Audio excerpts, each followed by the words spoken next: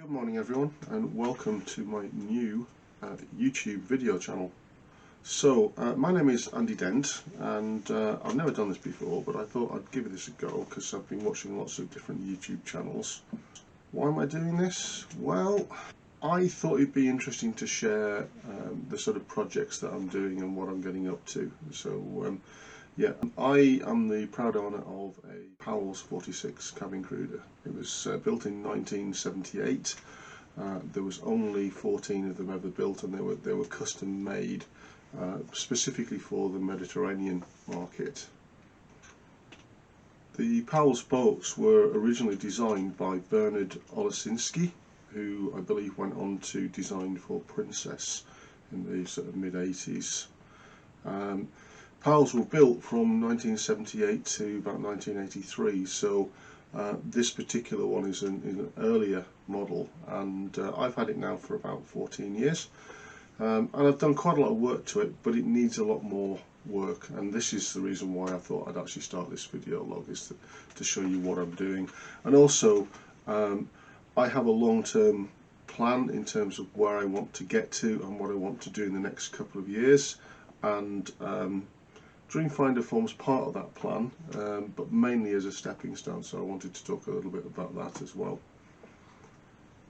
I bought Dreamfinder on a bit of a whim, to be quite frank. My best mate was selling her, and when they told me they were selling her, and I just asked the price out of interest, I was a little bit shocked. So I bought Dreamfinder on a marine mortgage.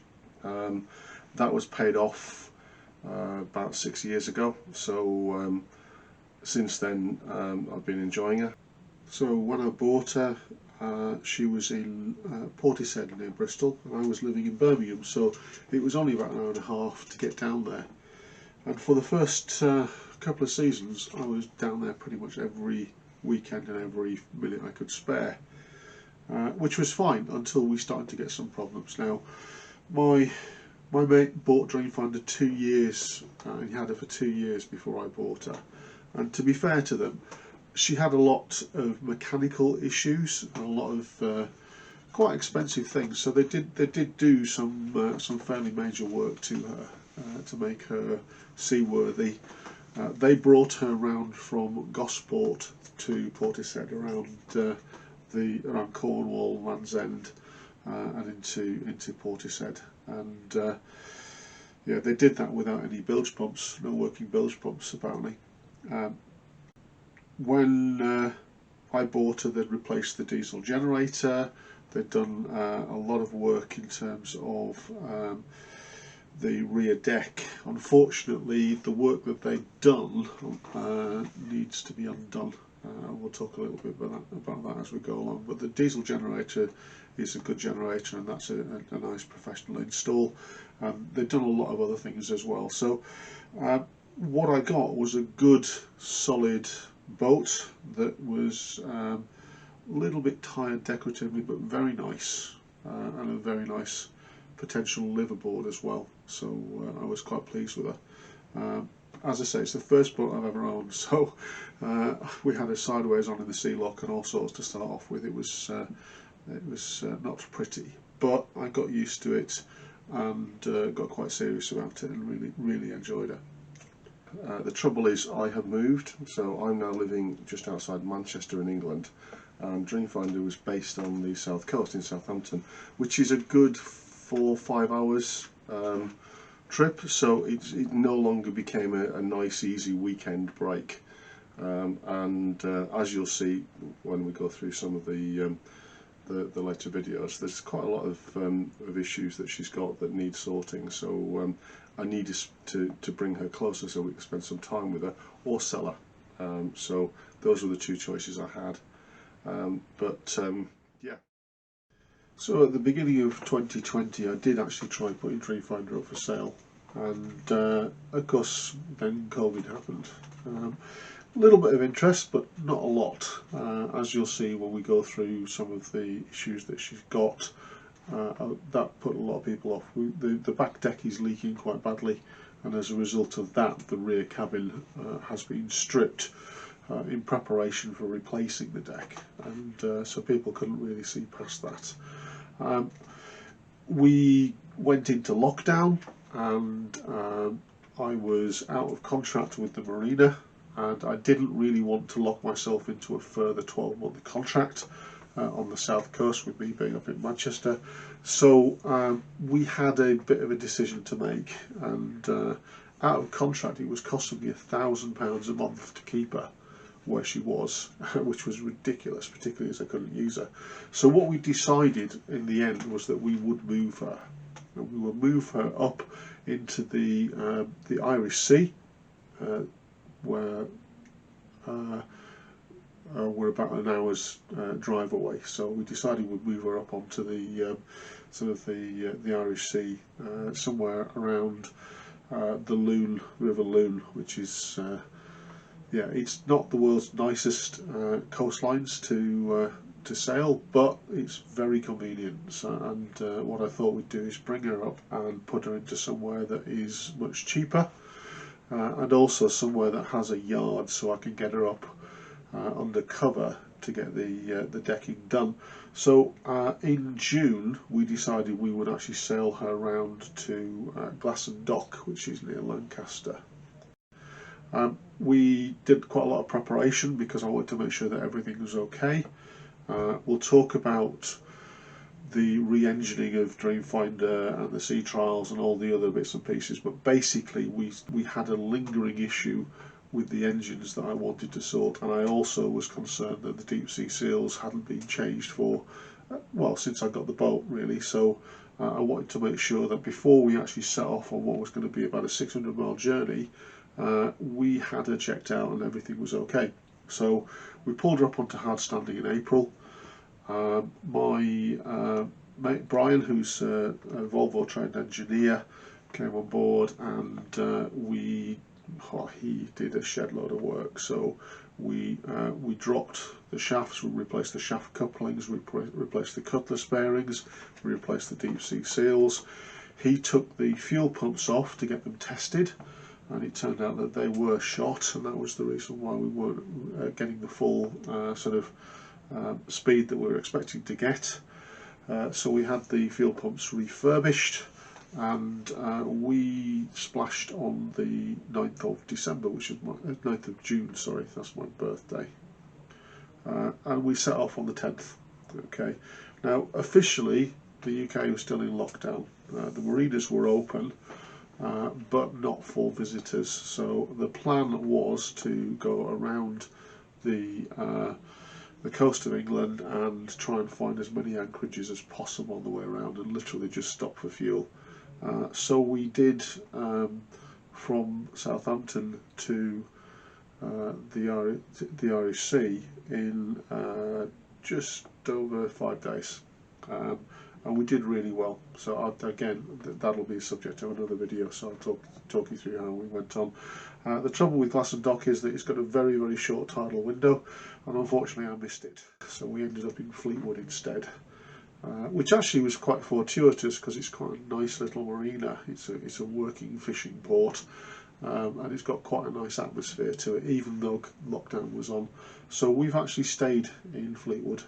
And it's now 26th of December, so that's Boxing Day, and our contract is up at the end of the year, and at that point I'm thinking we move her to Glasson so we can get her onto the hard standing and hire a shed. So that's really where we are. So Dreamfinder's still been up for sale, but the more I think about it, the more I realise that I actually want to do this work. The rear deck needs replacing. Why they have built it the way they've built it, I'm not quite sure, because it's the only part of the boat that isn't actually GRP. There's no fiberglass under that deck, and I think that's part of the reason why it's actually shot. There is a little bit of gel coat work to do across the stern where it is sort of crazed. And then there is the refit of the cabin, and having seen what other people have been doing on their YouTube channels, I'm really keen to see if I can do the same sort of thing, and I'm hoping that you'll enjoy what I'm doing, and you follow on that journey, because I think it could be a bit of fun. And certainly I'm hoping to learn a lot. I'm looking for advice and support in terms of what I'm doing. I've been watching a number of other YouTube channels, so things like Voting Today, that's one I found really enjoyable. And I've also been following Sail Life with his Athena, the hunter that he's been doing up over the last four years, and it's been really quite educational and has got me quite enthusiastic. So that's the plan in terms of the short term over the next sort of 6 to 12 months. I'll be showing you all the bits and pieces that we're going to be doing, and then we'll be working through that. Longer term, as I've said, I met my girlfriend a year ago. It's actually 14 months ago, and that's really sort of crystallised my thoughts for the future. When I bought Dreamfinder initially and started to enjoy it, I realised that I really wanted this is a lifestyle I wanted. I wanted to spend my time on the water, and I wanted to start doing this professionally. So I went through my day skipper, my yachtmaster, coastal. I did my ocean theory, and then realised that I was at a bit of a sticking point in terms of doing the practical, because you need a 650 mile passage. 650 miles in a powerboat is freaking expensive, so at that point it stalled a bit. But I know I want to do something around working with boats, and getting my commercial license and delivering other people's boats and just generally enjoying it. To do that, I need to make sure I've got sufficient income coming in to be able to do it. And then when I met Lana, we went over to Greece, which she's spent quite a bit of time on sailing boats and loves Greece, and lived over there for a while. So we decided we'd actually do our day skipper on sail. So we did the theory in June. We were supposed to go in May to Lefkas, but it didn't happen because of lockdown. And we finally got over to Greece, to the Greek islands, to Lefkas and Nidri in November. Literally, we flew out on the last day of October, and they extended the season by 2 weeks for us. We were going to charter a yacht over there, so do our day skipper in the first week, and then move on to basically spend a week sailing. And it was pleasant. It was really, really nice. We did the day skipper, and I really enjoyed it. I really liked the actual technicalities of sailing, and it was a really nice boat. It was a Bavaria. It was a 36 footer, so it wasn't huge. It's a little bit too small to be a liveaboard, but it was a nice boat. Nice boat, really nice boat.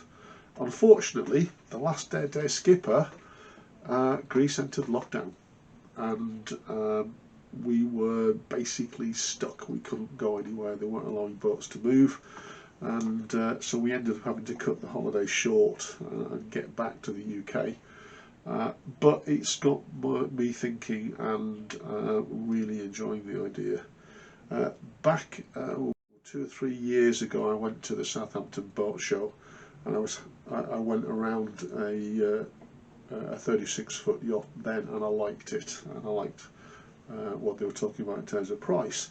And I talked to a guy in one of the hospitality suites who was telling me that his diesel bill for the entire year was a tenner. Well, Dreamfinder's got 2,500 litre tanks, 2,000 litres, so there's 1,500 litre and there's a 500 litre tank, and at about £1 a litre.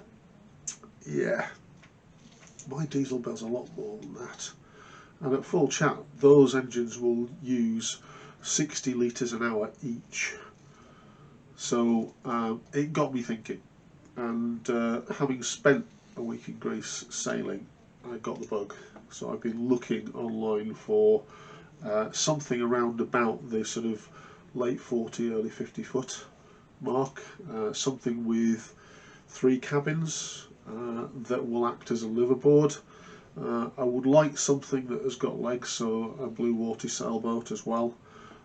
so that I can really sort of live my dream. And the idea being that I will do Dreamfinder up to the state that she deserves, and then find an owner that she deserves, and use that money to then buy the sailboat. So that's really where we're going, guys, and hopefully you'll join me on that journey. So yeah. So my plan is to basically retire in a couple of years' time, buy a sailboat, and then sail around the Greek islands and into the Mediterranean, and start to have some adventures. Okay. So as we go on this journey, I'd like to sort of really include you in other things that are going on, because in order for me to achieve this lifestyle, I need to build some form of an income behind me. Okay, so I'm going to basically involve you in what I'm doing. So at the moment I'm buying a holiday cottage, for example. The whole idea of that is that if I buy this house, then I can convert it into a holiday cottage, and then it'll start to bring some income in. It's in a beautiful place in the Yorkshire Dales. It's the village I grew up in, and it's actually next door to where my sister lives and where my mother lives. So it should be quite interesting to see. But we're not going to spend a lot of time on that, because really the focus is on renovating Dreamfinder, and then on moving over onto our sailboat, and then the further adventures in terms of what we're doing there. But I'd like to introduce you to my other half, Lana. And hopefully you'll enjoy what we're doing, and if you enjoy it, please let us know. The Greeks' residency permits, the rules are changing on the 31st of December. So a couple of weeks ago we decided that Lana should actually fly out to Greece with an appointment to see the authorities to actually get the residence permits sorted out, because right now it's much easier. So even though it's lockdown, she was able to arrange permission to go. She flew into Athens. She actually then hired a car and drove down to Lefkas and spent 10 days there sorting it all out. She was supposed to come back on the 20th of December. Unfortunately, I ended up having to take my sister into hospital for an operation, and as a result of that, the NHS Track and Trace app that we all know and love told me that I had been in contact with somebody with COVID. So I ended up in lockdown for 2 weeks, which was delightful. So we ended up with a situation where, for a start off, I was going to be in isolation. The permit hadn't been issued, so we decided that Lana should stay an extra few days. So she came back on Christmas Eve. So I've got a little clip for you in terms of the preparation before that and my trip down. So yeah, interesting times. Okay, so it's about 9:20 on Christmas Eve. Lana's flying back from Greece today, so she's got our residence permit. But I've got to drive to Stansted Airport to pick her up. So Stansted from here is about 4 hours. So let me introduce you to the dogs, because I can't leave them at home, obviously. So over here on the left we have Aliona. So Aliona, or Alyonka, is I believe a brand of Russian chocolate. We have 5 dogs. So we have Popka and Zyka, who live with our friend Paul. Aliona is Popka's daughter. And Aliona is pregnant, aren't you, sweetheart? So you're expecting puppies, aren't you, on the 4th of January. Next to Aliona we have Truffle. Hello, Truff. So Truffle's no relation, but we can't really trim her quiff because it looks beautiful, don't you, darling? Yeah, a little bit highly strung is our Truff, but yeah.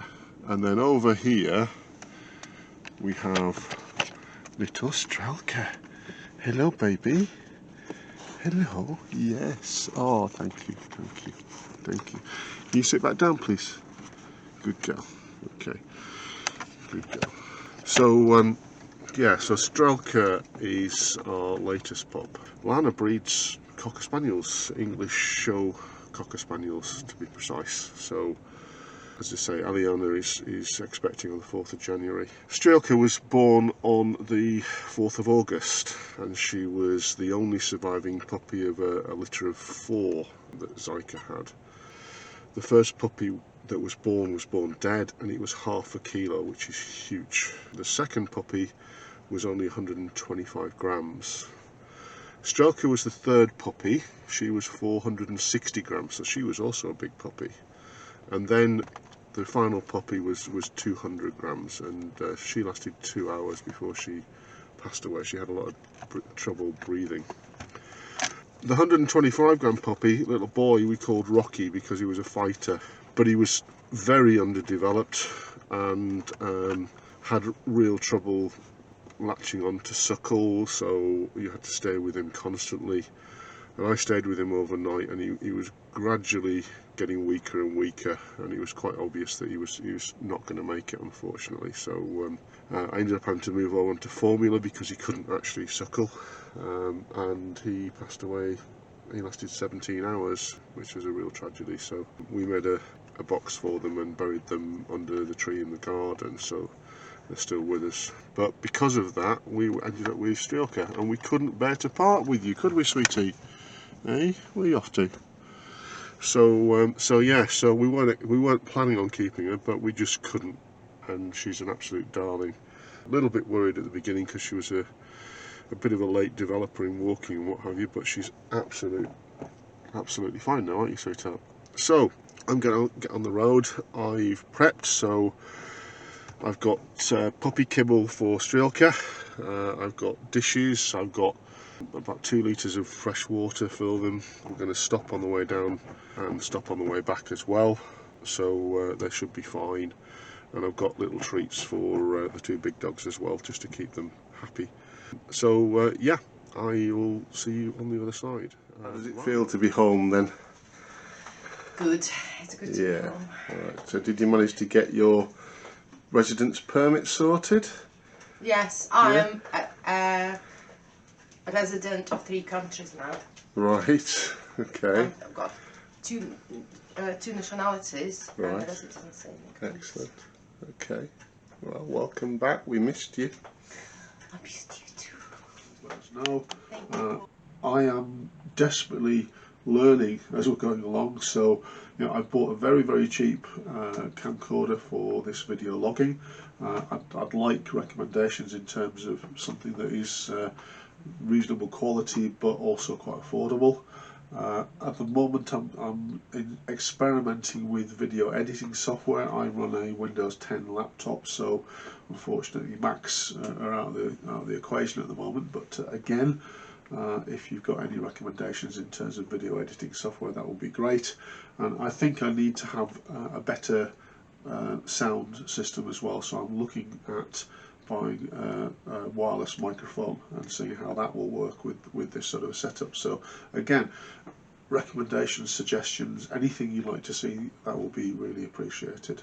So if you like what you see, give me a thumbs up, and please hit the subscribe button.